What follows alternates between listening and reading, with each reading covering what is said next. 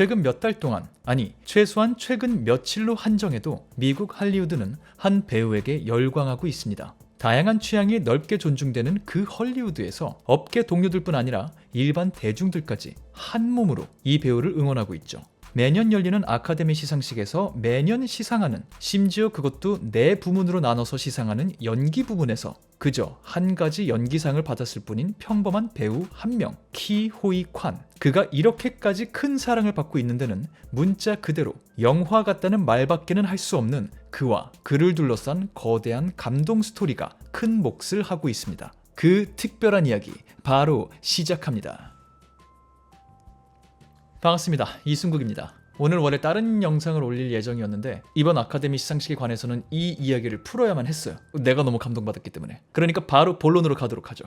가장 최근에 열렸던 아카데미 시상식이 95회 아카데미 시상식이에요. 근데 이번 아카데미 시상식은 굉장히 이야기거리가 많은 그런 시상식이었어요. 그러니까 예를 들면 서부전선 이상 없다라는 영화, 소설이 원작이고 이미 2번이나 영화화가 돼서 큰 칭찬을 받았던 그런 작품이에요. 이번에 독일에서 이거를 자기네식으로 다시 한번 만들었는데, 근데 이 영화가 마치 몇 년 전 우리 영화 기생충 때 그 광풍처럼 여러 부문의 후보에 오르고 심지어 최우수 작품상에까지 후보가 올라가요. 안 되긴 했어요. 최우수 작품상을 못 탔어요. 대신 무려 5관왕을 차지하면서 외국어 영화의 아카데미 광풍 2023년 버전 이거를 완성했고요. 그리고 작년에 우리나라에서도 인터넷을 통해서 꽤 화제가 됐었던 인도 영화 RRR이라는 게 있어요. 여기에 등장하는 나투나투라는 노래가 인도 영화를 위해서 만들어진, 인도어로 만들어진 그냥 인도 노래인데 이게 미국 아카데미 시상식에서 주제가상을 탔어요. 뭐 이런 사건도 있었고, 플러스 우리나라에도 90년대랑 2000년대 영화 팬들에게 굉장히 잘 알려진 미이라라는 영화로 너무 유명한 브랜든 프레이저라는 배우가 굉장히 커리어 하이를 찍고 있다가 어느 순간 우리 앞에서 사라졌었거든요. 근데 나중에 알고 봤더니 사람들이 생각한 것과 좀 다른 사연들이 있었어요. 미이라 씨를 찍으면서 스턴트를 혼자 거의 다 했대요, 직접. 그러면서 몸이 너무 많이 망가져서 예전에 그 근육질 몸을 유지할 수가 없는 상태였고요. 심지어 2000년대 초반에 영화계 유력 인사에게 성적으로 좀 안 좋은 일을 당하고 이거에 화가 나서 공식적으로 이제 사과해라 요청했는데 당연히 사과도 못 받고 그걸로 찍혀서 업계에서 정말 블랙리스트에 오른 게 아닌가 싶을 정도로 갑자기 좋고 유명하고 잘 될 것 같은 영화들의 러브콜이 끊겨버리고 이런 일이 너무 오랫동안 반복돼 왔다라는 게 뒤늦게 알려졌죠. 그래서 그를 향한 응원의 물결이 조금씩 생기기 시작할 무렵 그가 어떤 영화를 우연히 찍었는데 이 안에서 엄청난 연기를 해요. 그래서 이 순풍을 타고 그가 이번 아카데미 시상식에서 나무주연상을 수상했거든요. 그러면서 이미 이 자체로 사람들을 눈물 짓게 만드는 인간의 시련을 극복하는 스토리가 완성이 됐어요. 이런 이야기까지 다 이번 아카데미 시상식에서 나온 이야기거든요. 그런데 가장 큰 화제가 이 사람이 아니라는 거죠. 인도 영화들도 아니고 독일 영화도 아니고 오프닝 때 말씀드린 키호이 콴이라는 중국계 배우의 이야기가 지금 너무 큰 사랑을 받고 있어요. 근데 잠깐, 이 배우가 우리나라에서는 키호이 콴이라고 표기를 계속 하는데 미국 알파벳을 보면, 그리고 본인도 실제로 발음을 키후이 콴이라고 하거든요. 그래도 어쨌든 그게 지금 우리 공식 표기법인 것 같으니까 저도 그냥 키호이 콴이라고 말을 할게요. 아무튼 이 사람 이야기가 왜 이렇게 감동인가, 왜 지금 미국에서 사람들이 그를 그렇게 지지하고 응원하고 지켜봐 주려고 하는가, 요거를 이해하려면 그의 인생에 벌어진 일들을 같이 살펴볼 필요가 있어요. 그 여정을 살짝 제가 설명해 드릴 건데, 간단한 버전을 먼저 말씀드리면 대박 아역 스타였다가 완전히 사람들 눈에서 사라졌다가 중년이 돼서 갑자기 연기 복귀작을 찍었는데 그걸로 한 방에 아카데미 연기상을 타버린 사건이에요. 간단히 말하면 이런 사건인데, 대박 아역이라는 요 수준이 어느 정도인가, 사라졌다는 게 어느 정도인가, 돌아왔다는 게 어느 정도인가, 이 임팩트가 굉장히 커요. 그러니까 지금부터 자세히 말씀드릴게요. 일단 이 키호이 콴이라는 배우는 베트남에서 태어났어요. 베트남에서 태어난 중국계 베트남인인 거죠. 이 사람이 1971년생인데 이때 베트남이 굉장히 어수선한 때였어요. 나라 내적으로. 그래서 이 사람이 아직 어릴 때 아마 7살 전후 정도였을 거예요. 그때 이 사람네 아빠가 결심을 합니다. 이 나라에서 우리 아이들 잘 키울 수 없겠다 싶어서 애들을 데리고 나라를 떠나요. 베트남에서의 탈출을 시도한 거죠. 몇 명은 엄마랑 붙어가고 몇 명은 아빠랑 붙어가서 양쪽으로 갈라져서 일단 베트남에서 나왔대요. 그리고 키호이 콴은 아빠 쪽에 붙어서 같이 나왔는데 자기는 무슨 상황인지도 잘 몰랐대요. 사실 어리니까. 그냥 밤에 아빠가 어디 간다 그러니까 그냥 따라왔나 봐요. 그렇게 해서 갔는데 도착한 곳이 홍콩이었어요. 거기서 이들은 베트남에서 온 난민으로 분류가 됐죠. 그래서 7살 나이에 홍콩에서 난민 생활을 갑자기 시작했대요. 1년 동안 아무것도 모르고 아빠 따라왔는데 난민 캠프에서 살게 된 거예요. 어린이가. 그렇게 1년 정도 캠프에서 생활을 하다가 겨우 허락을 받아서 미국으로 망명을 하게 된대요. 가족이. 그게 이 사람 한 8살 때 정도의 일이래요. 그렇게 미국 캘리포니아 LA에 도착해서 거기서부터는 이제 미국 사람으로서의 삶을 살게 된 키호이관 어린이. 적응하는데 쉽지 않았겠죠. 그렇게 시간이 좀 흐르고 어느새 4년이란 시간이 지난 다음에 키호이관 어린이가 12살이 돼요. 그때 그의 인생을 바꾸는 어떤 큰 사건이 벌어지는데 미국에서 너무 유명한 영화 감독이 너무 성공한 어떤 영화의 후속편을 찍으려고 굉장히 힘을 들여서 영화 준비를 하고 있었어요. 근데 이 영화의 캐릭터를 이렇게 좀 구성하다 보니까 동양계 어린이 배우가 좀 필요해진 거예요. 캐릭터적으로. 주인공이 전 세계를 돌아다니면서 활약을 할 건데 거기에 이 주인공을 보조하는 어린이 아역이 있으면 사이드킥이 성인이 아니라 어린이면 되게 재밌겠다라는 기획이 나온 거죠. 그래서 동양인 아이들을 뽑으려고 막 오디션을 봐요. 그 영화가 바로 그 유명한 인디아나 존스 시리즈의 두 번째 영화 인디아나 존스 미궁의 사원이라는 작품이었어요. 당연히 감독은 스티븐 스필버그였죠. 블록버스터 장인, 영화계 거장 그 스티븐 스필버그가 한창 때였던 거죠. 당연히 주인공은 해리슨 포드. 너무 유명해요. 그 당시엔 더 잘 나갔죠. 스타워즈의 한 솔로이자 인디아나 존스의 인디아나 존스인 그 사람. 그 사람들이 인디아나 존스 2편을 찍으니까 오디션이 뭐 얼마나 대단했겠어요. 그래서 그 영화를 위해서 펼쳐진 아역 배우 찾기 오디션에 지원을 합니다. 키호이관의 동생이. 본인이 지원한 게 아니래요. 동생이 갈 때 그냥 따라갔대요. 동생이 앞에서 이제 연기를 막 했겠죠. 카메라 앞에서 이것저것 하는데 그걸 캐스팅 담당자들이 이렇게 보고 있는데 보다가 뭐야? 이렇게 봤는데 키호이관이 카메라 뒤에서 동생한테 연기 디렉팅을 막 하고 있었대요. 야 이렇게 해야지 이런 거 해야지 하면서 쟤 뭐지? 싶었던 거야. 그래서 걔한테 물었대요. 키호이관한테 야 너도 이거 한번 해볼래? 대사 몇 개 읽어보고 느낌 좀 살려볼래?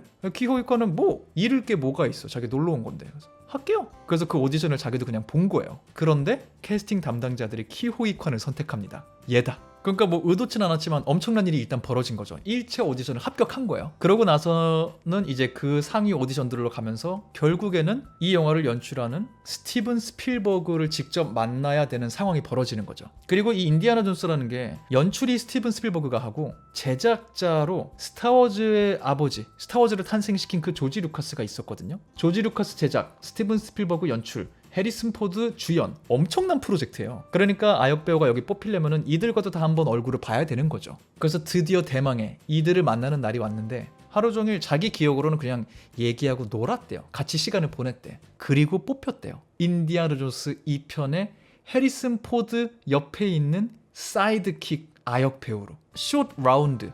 아마 우리 캐릭터명으로는 아까 찾아봤더니 쇼트 라운드라고 나오더라고요. 당당히 따낸 거야. 망명해온 어린이가. 그래서 이 키호이관은 자기 인생의 첫 번째 연기이자 데뷔 작품으로 미국 전역이 열광하는, 넘어서 글로벌 팬들이 기다리는 이미 성공한 인디아나 존스 1편의 후속작 인디아나 존스 미궁의 사원을 갖게 된 거예요. 자기 데뷔작으로. 그리고 영화가 잘 됐어요. 너무 잘 됐어.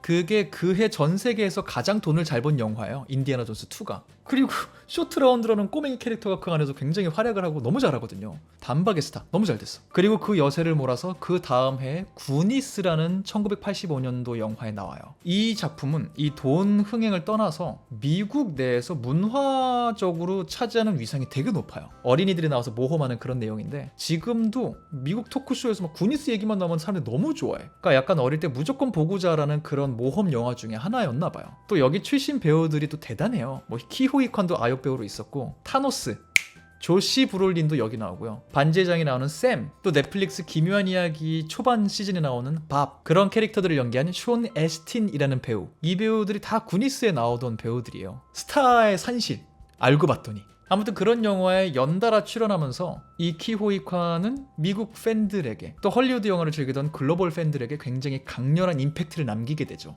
뭔가 동양인 아역하면은 그때는 딱 떠올리면 키호이관이었을 거예요, 무조건. 그런데 그것 때문에 그는 어려운 시기를 겪기 시작해요.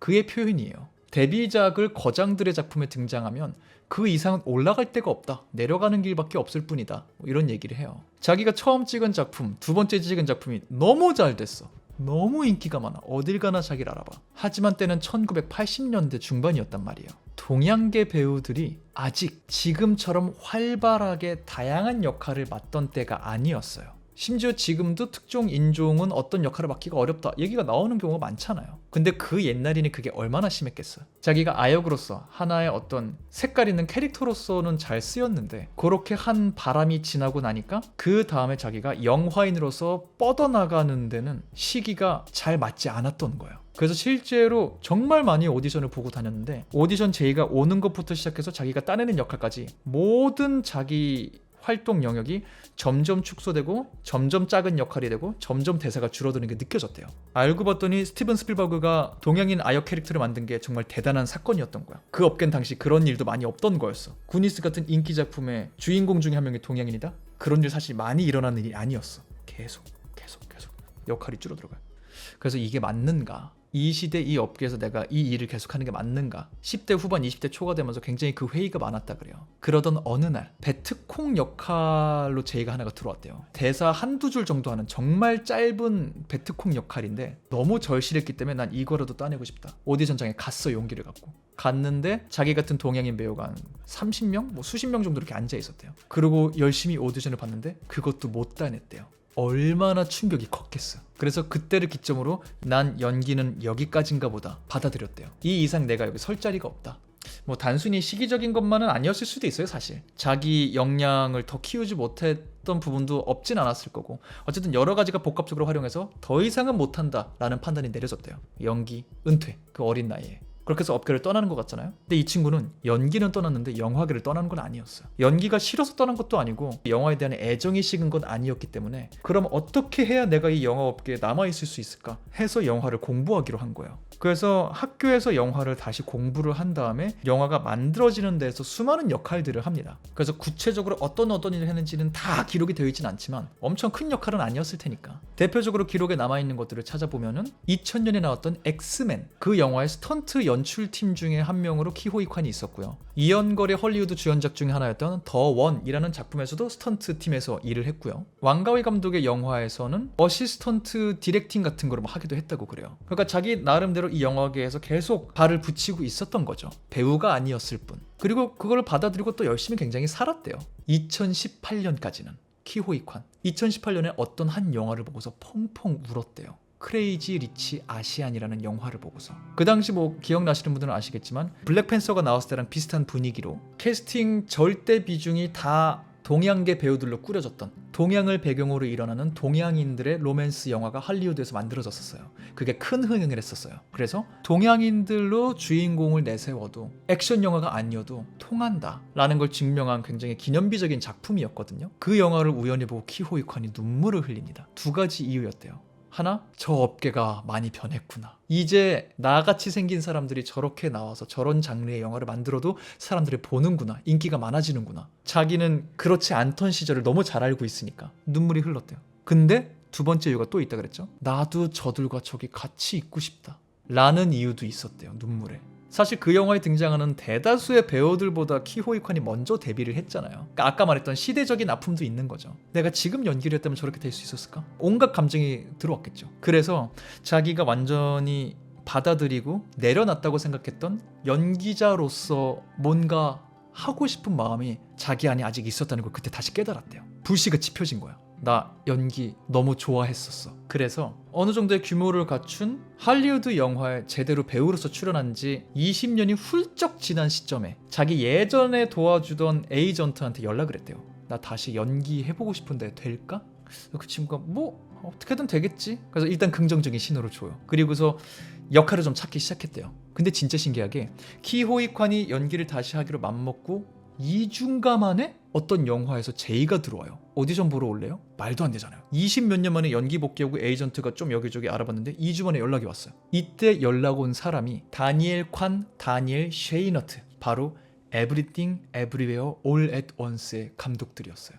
뜬금없이 이 사람들은 어떻게 키호이 콘을 알아내고 연락을 했는가, 어떻게 그가 다시 연기하는지를 알고 있었나. 이것도 신기한 게 이 두 사람은 대학교 때 같이 만나서부터 계속 뮤직비디오 촬영을 하다가 영화 쪽으로 건너온 정말 이제 한참 활동을 시작한 신인 감독들이거든요. 첫 번째 영화가 꽤 화제가 됐고 인정받았고, 그래서 두 번째 영화를 이제 찍어야 됐다. 그래서 시나리오를 막 쓰고 영화를 준비하고 있던 단계인데, 처음에는 이 영화를 성룡을 주인공으로 만들고 싶었어요. 근데 성룡이 스케줄 때문에 안 됐어요. 그래서 양자경, 아시아를 대표하는 대배우 중 한 명이죠. 양자경을 주인공으로 해서 시나리오를 바꿔요. 그래도 양자경의 남편으로 여전히 누군가 필요해. 근데 스토리상 액션도 할 줄 알아야 되고 양자경에 밀리지 않는 에너지도 갖고 있어야 되고, 또 이 에올이라는 영화가 멀티버스를 다루고 있다 보니까 다른 세계관에 존재하는 다른 인물을 연기할 수 있을 정도의 연기 내공이 있어야 됐어요. 근데 뭔가 흡족한 동양계 배우가 한 번에 눈에 안 들어왔던 거죠. 그러던 차에 이 감독 중에 한 명이 우연하게 짤을 봐요. 웃긴 짤을. 그 짤이 웃기는 그 포인트 중에 하나로 그 옛날 나왔던 인디아나 존스 2 미궁의 사원의 쇼트 라운드가 활용된 거예요. 배우는 잊혀졌어도 쇼트 라운드 캐릭터 자체는 미국 사람들이 아니까 그걸 활용한 어떤 밈을 보고서 감독이 정말 뜬금없이 그러게 이 캐릭터 연기한 그 배우는 지금 뭐하지? 아직 연기하나?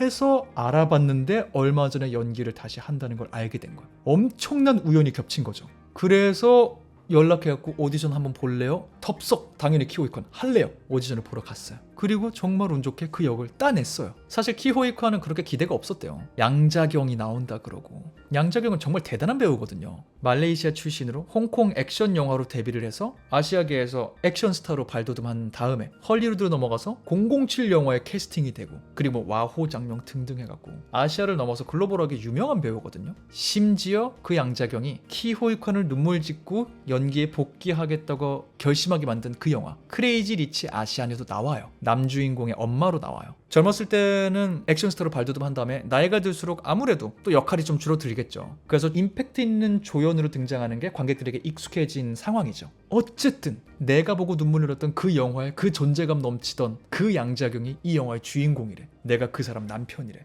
엄청난 부담감이 있었겠죠. 그래서 기대를 안 했는데 뭐가 어떻게 된 건지 자기가 역할을 맡아버린 거야. 아, 그리고 이건 TMI인데 그렇게 역할을 따낸 다음에 이제 계약하잖아요. 딜 왔다 갔다 하잖아요. 자기 변호사로 계약을 도와준 친구가 구니스에 나오는 청크래요. 구니스에 또 이렇게 살찐 모습으로 나오는 캐릭터 한 명 또 있거든요. 걔가 계약서 도와줬대요. 구니스가 참 대단한 영화예요. 아무튼 뽑혔으니까 촬영을 하러 갔겠죠. 그래서 너무 감사한데도 부담은 엄청 됐대요. 당연하지. 자기 안에 얼마나 자기 회의가 있었겠어요. 그래서 사실 연기를 하다가 공황이 온 적도 있었대요. 내가 지금 뭐 하는 거지 싶어서. 그럼에도 그 촬영을 끝까지 할 수 있었던 건 그 공황이 왔을 때 자기를 지켜준 사람이 있기 때문인데, 그 사람이 영화에 등장하는 양자경 말고 또 다른, 이 사람은 미국의 정말 대단한 배우죠. 제이미 리 커티스. 그 사람의 도움이 있었대요. 이 제이미 리 커티스는 부모님이 둘 다 배우예요. 둘 다 아카데미 시상식에서 노미네이트 된 적도 있는 사람들이에요. 그래서 이 업계에 대해서 어릴 때부터 알고 잘한 배우고, 자기도 배우로 활동하면서 굉장한 커리어를 쌓았어요. 제일 잘 알려진 거는 할로윈 시리즈, 굉장히 유명한 호러 영화 시리즈거든요. 거기에 주인공이었고 정말 많은 작품에 등장하면서 탄탄한 경력을 갖고 있는 배우인데, 그 배우가 현장에서 키호이 콘이 공황을 온 걸 봤대요. 그래서 그날의 어떤 촬영이 끝나고 키호이 콘한테 다가가갖고 그런 말을 해줬대요. 너 오늘 연기 너무 잘하더라. 너 진짜 잘하더라. 보는 것만으로도 대단했어. 격려를 갑자기 엄청 해줬대요. 그게 키호이 콘에게 너무 큰 의미를 지녔대요. 제이미 리 커티스, 나를 이렇게까지 칭찬해줘? 그래서 그 다음날 완전히 달라진 모습으로 100% 자신감을 갖고 있는 모습으로 촬영을 이어나갔대요. 그렇게 Everything Everywhere All at Once 영화 촬영이 끝나요. 근데 영화 촬영 종료와 함께 미국에서 코로나 락다운이 시작돼요. 이게 2020년 초 얘기거든요. 미국 코로나 때 완전 심하게 락다운 하신 거 아시죠? 밖에도 함부로 못 나가게 하고 아예 이게 시작된 거예요. 그럼 배우로서 일단 할 수 있는 건 그냥 기다리는 거잖아요. 그러다 보니까 영화 개봉하기까지 좀 남았고, 자기는 그 시간 동안 계속 오디션을 봤대요. 줌으로도 오디션들을 할 수 있으니까. 그렇게 수많은 오디션을 보는데 1년 반이 넘는 기간 동안 그 어떤 오디션도 통과를 하지 못했대요. 이게 어느 정도였냐면, 배우로 복귀하기로 했으니까 다른 일들은 다 내려놨잖아요. 여기 집중하려고. 근데 2020년 초에 영화 찍고 락다운 시작되고 아무 역할도 못 따서 건강보험료를 내야 되는데 자기 수입도 없고 내지도 못해서 개인 그 건강보험이 만료가 됐대요. 그 만료가 되어버리고 2020년뿐만이 아니라 2021년도 아무것도 못한 상태로 그냥 통으로 다 지나갔대요. 오디션 보고 떨어지는 것만 하면서. 다시 한번 또 암흑기가 찾아와. 마음이 너무 위축돼. 자기가 이미 어린 시절에 겪었던 그 모든 것들을 한 번 더 겪는 거예요. 아, 하룻밤 꿈이었을 뿐이구나. 난 정말 이거밖에 안 되는 거였구나. 그런데 그때마다 옆에서 항상 그 사람을 지탱해준 또 다른 사람이 있었는데, 이거는 정말 상 받을 때마다 키호이칸이 얘기를 해요. 자기 아내, 본인은 회의가 있는데 아내는 어디서 왔는지 모르는데 100% 확신을 갖고 자기를 지지를 해줬대요. 그래서 그나마 그 시간들을 버틸 수 있었다 그러고, 그게 마지막까지 흔들리는 지점에도, 그 지점에는 또 다른 사람, Everything Everywhere All at Once의 제작자가 있었는데, 너무 이게 시간만 계속 속절없이 흐르고 1년 반이 넘게 지났으니까 제작자한테 어느 날 전화를 했대요. 키호이칸이. 당신은 제작자니까 영화 지금 진행 상황, 그리고 영화 얼마나 만들어주는지 봤을 거 아니냐. 내가 그 안에서 좀 합니까? 내가 좀 쳐요? 물었대요. 그랬더니 제작자가 그게 무슨 바보 같은 소리냐 하면서 영어로 딱 3단어만 말했대요. You just wait. 기다려요. 이 영화가 공개되면 당신의 흐름이 옵니다. 영화 나올 때까지만 버텨요. 그 말밖에 안 했대요. 그래서 버티긴 버텼대요, 일단.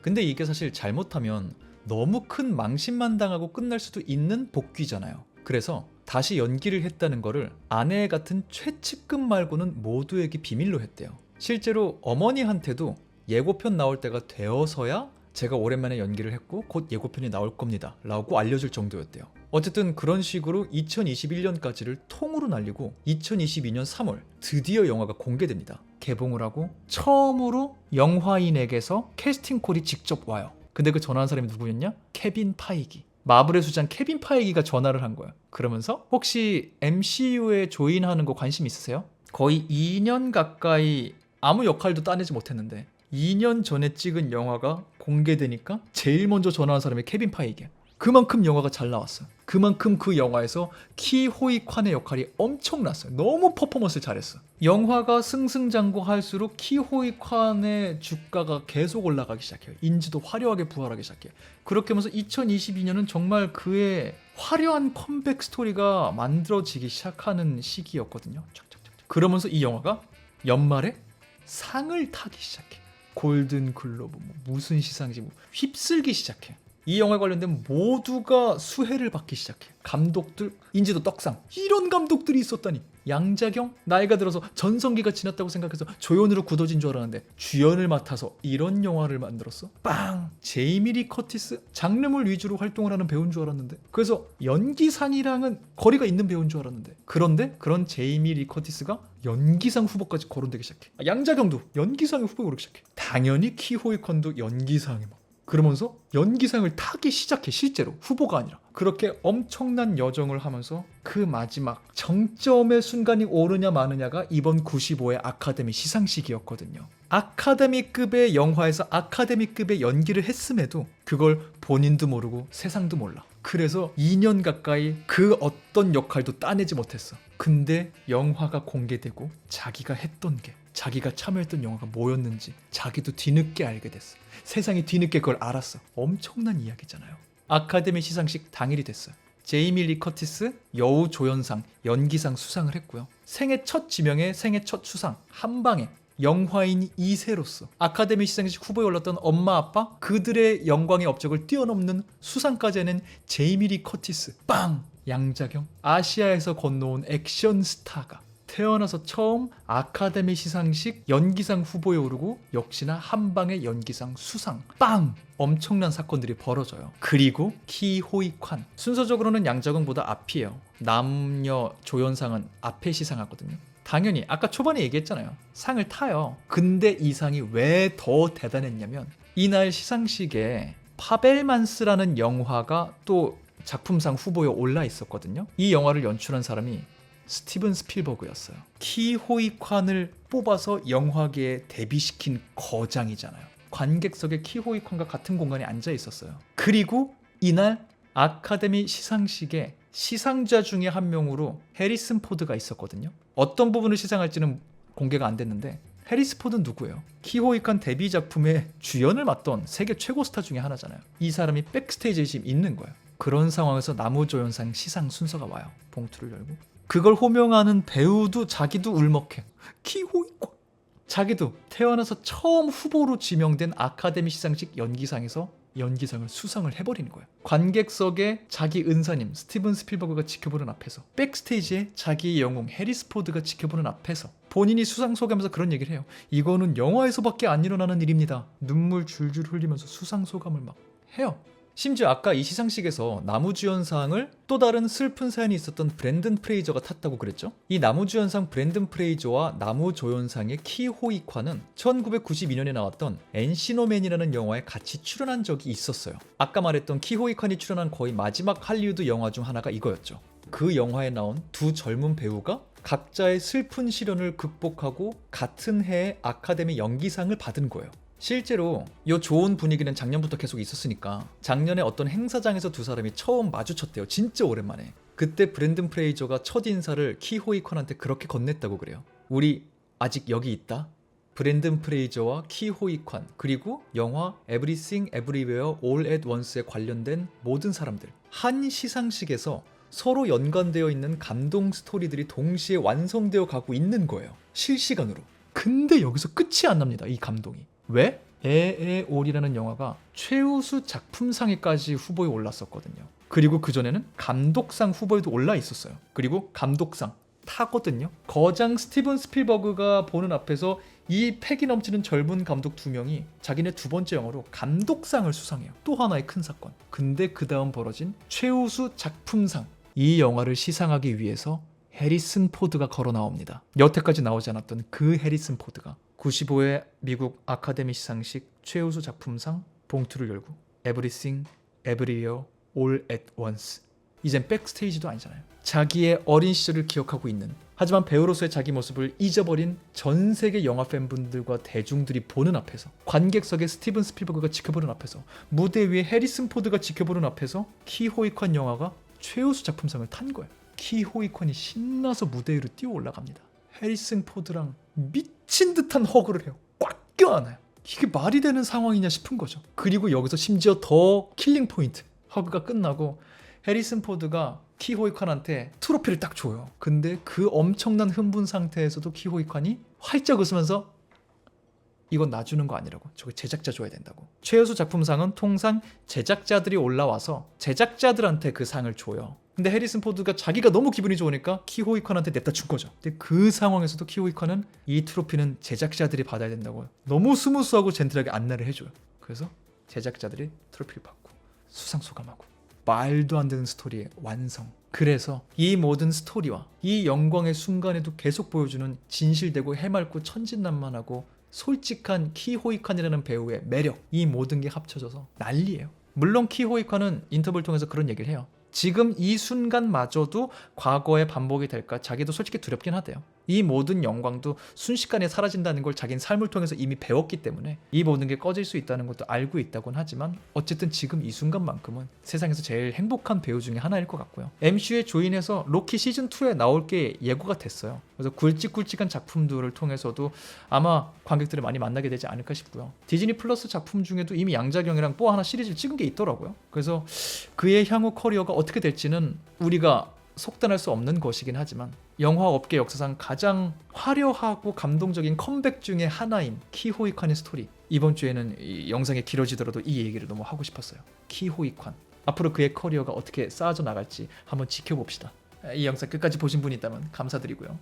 다음 주는 정말 또 다른 영상으로, 원래 이번 주에 올리려고 했었던 영상으로 돌아오도록 노력하도록 하겠습니다. 바로바로 떡밥만 계속 던지고 있는 디즈니 관련된 얘기 다음 주에 조금 풀어볼 수 있으면 풀어보도록 하겠습니다. 하지만 이러고도 다른 게 떠오르면 다른 걸 할 수도 있으니까 참고해 주시고요. 영상 재밌게 보셨다면 구독하고 좋아요와 알림 설정하시는 거 잊지 마시길 바라면서 저는 다음번 다른 영상으로 인사드리도록 하겠습니다. 지금까지 전 천재 이승국의 이승국이었습니다. 감사합니다. 바이바이.